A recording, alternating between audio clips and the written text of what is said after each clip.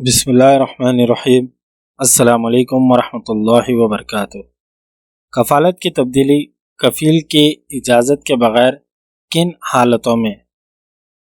وزارت افرادی قوت کے قانون کے تحت 3 حالتوں میں غیر ملکی کارکن کو حق ہے کہ وہ بغیر کفیل کی اجازت کے کفالت تبدیل کرا سکیں۔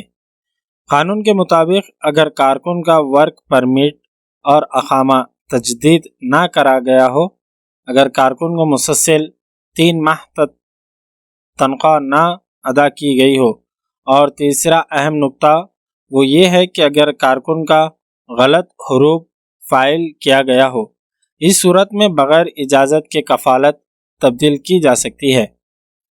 قانون پر عمل اس وقت کیا جاتا ہے جب کارکن اپنا دعویٰ ثابت کر سکے۔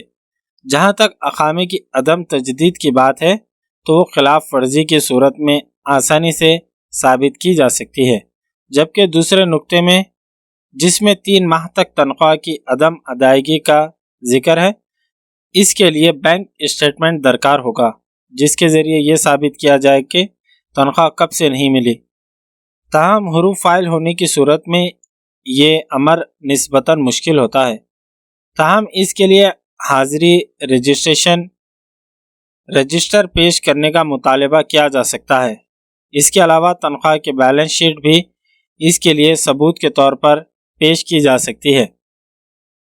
ان صورتوں میں غیر ملکی کارکن کو وزارت افرادی قوت کی جانب سے یہ اختیار دیا گیا ہے وہ وزارت افرادی قوت کے پورٹل پر شکایت اپلوڈ کریں جس میں وضاحت سے نکات کو بھی بیان کیا جائے۔ سعودی عرب کی تازہ صورتحال سے واقف رہنے کے لیے بنے رہے ہمارے ساتھ۔